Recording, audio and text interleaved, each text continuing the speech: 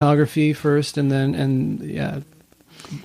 Well, I discovered photography when I lived in Utah, actually. So after I came to Arizona, several years later, I met my husband, Frank. We married, and then he took a job in Utah for a printing company there. And I just found my tribe there. I started to go to the University of Utah and took a photography course. And then that teacher got me involved in something called the Photographic Print Society in Salt Lake City. So that was my introduction to it. And just, of course, it was darkroom and film, and started showing there. And then life moved on for a while, and I kept up with it a little bit.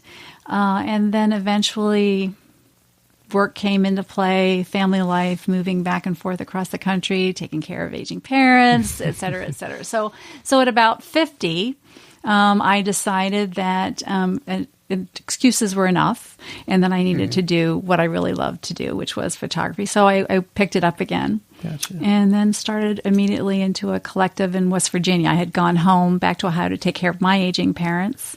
And there was a great art collective there in Wheeling, West Virginia, and joined that and started there. And then we've been back to Arizona since then. My mom came out here and lived with us until she passed away a couple of years ago. And I've just been on a roll since. So. And I did take, when I was in college, I went to school in Michigan, and while I was in school, I did the sports photography for the local newspaper. I did some advertising for one of the local radio stations, and my degree was in communications and in radio and television. I've done some TV directing and won a couple really teeny, small, miscellaneous awards for TV directing and, stuff like that. I went to work after I graduated from college for the University of Michigan Information Service and worked for them for several years, kind of at the beginning of what is now National Public Radio. So kind of at the initial stages of that big network coming together. U of M is just because of the size of the university, was a major player in the Midwest of the United States. Of course, their headquarters was in D.C. in Washington.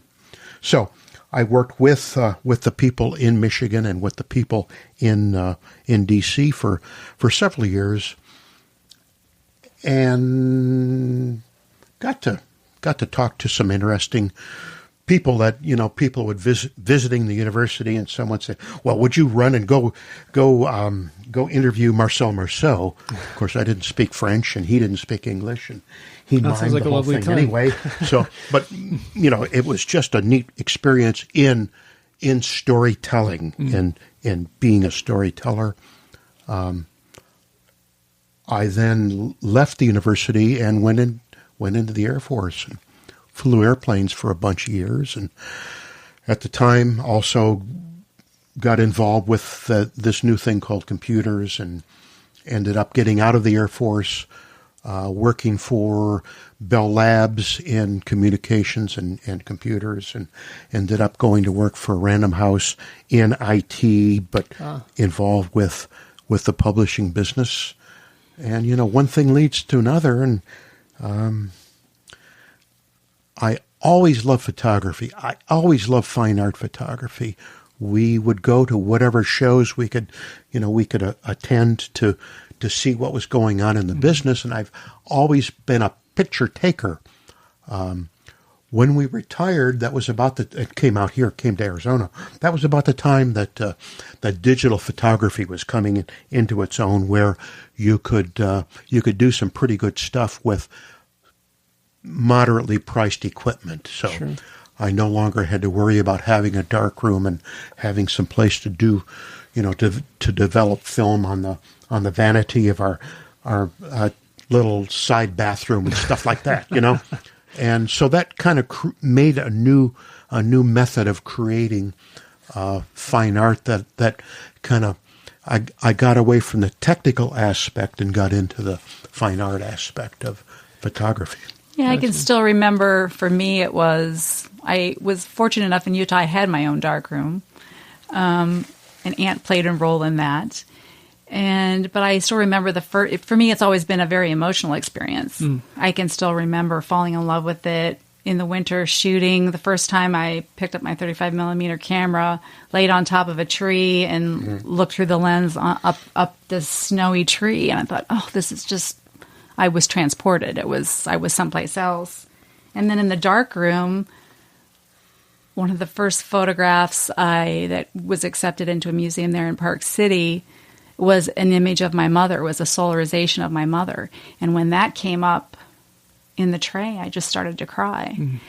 So it's always been a very emotional connection for me with photography. It just really, it's just something I think I was meant to do and just have to do. It's always, even in the times when I wasn't doing it, it's been there. It's been nagging at me. It would never let me go. So, And I worked for publishers here in town, Imperial Litho Printers and Publishers. That was been my career. So I just got very tired of working 18 hours a day for somebody else. And so about 2003, I decided to start my own freelance writing business, which I have been doing since then. So it also afforded me the opportunity to then start to do photography the way I wanted to do it. I could make my own schedule instead of coming home at 11 o'clock. That sounds fantastic. Yeah. Now, how did you guys have formal training? Did you take classes? Did you just naturally sort of learn composition by trial and error, or how did you sort of come at your respective styles? This is something Cyd and I think talk about from time to time. I learned the way the old masters of photography learned, I guess, in just getting out and doing it. Sure. I do not have an art education other than communications, whatever, photography in that aspect.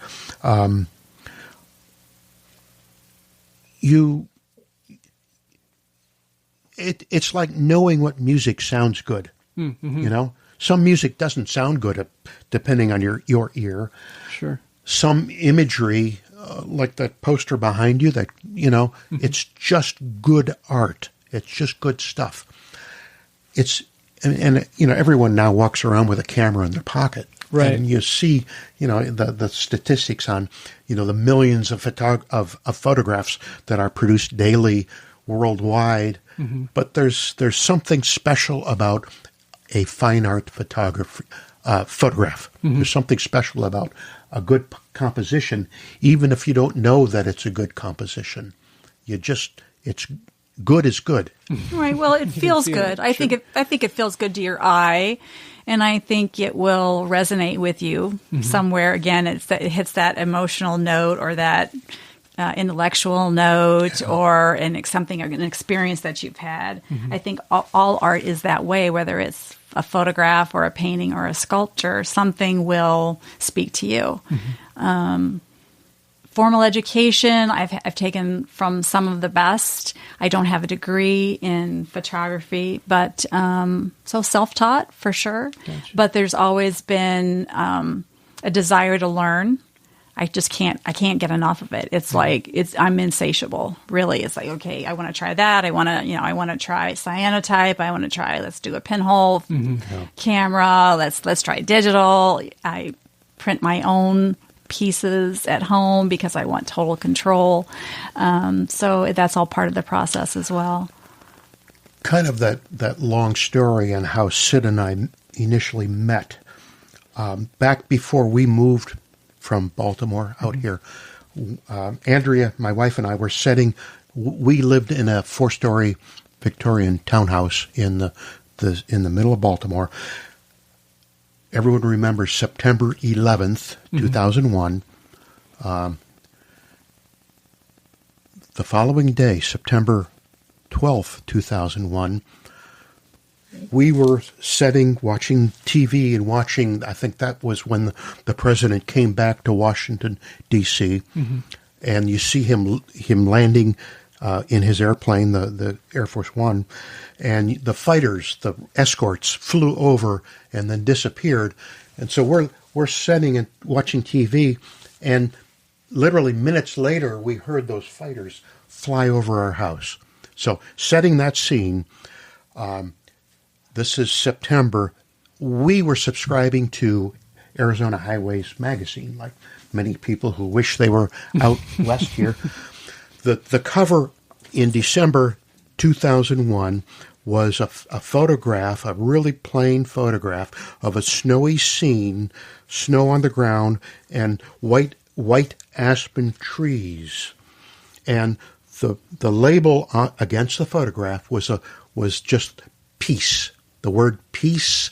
I said, this is neat. This is just what we need right now. I took that, put it in a plastic sleeve, and put it in my filing cabinet.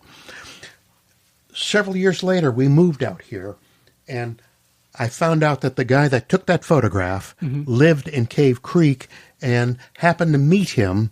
He was teaching at the Paradise Valley Community College, the Black Mountain campus. Just for the heck of it, I took his class to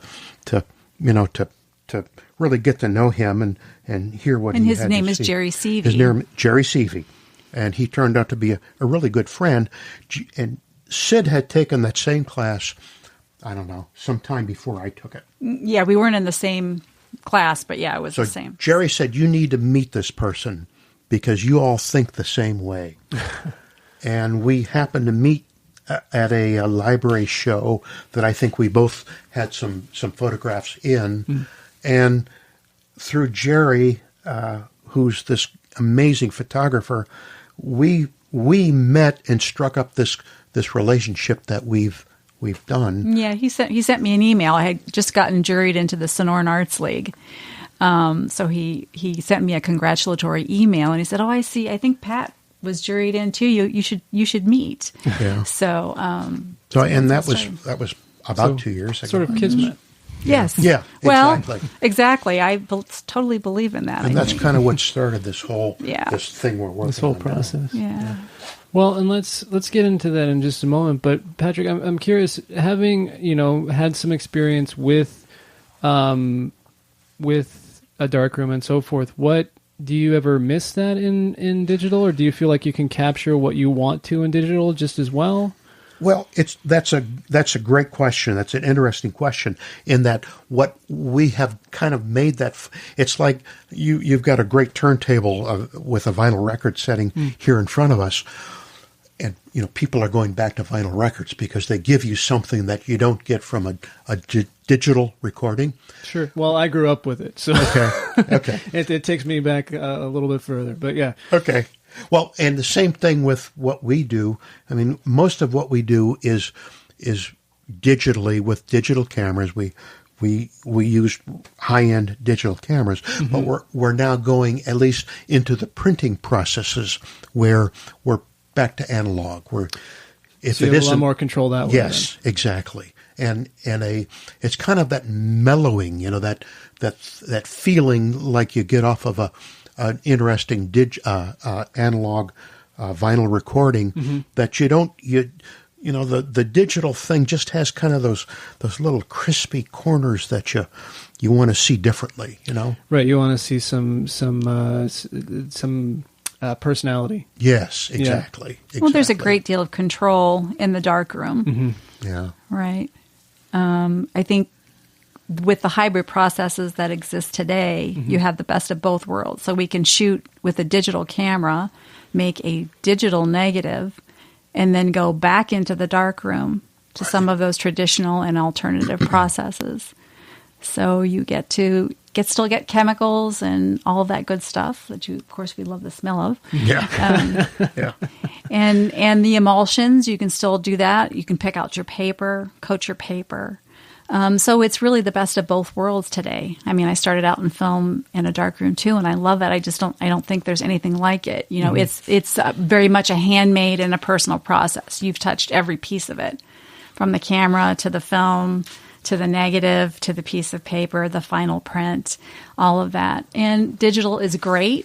It takes some of that nasty chemicalness away, which is what sort of drew me initially to digital.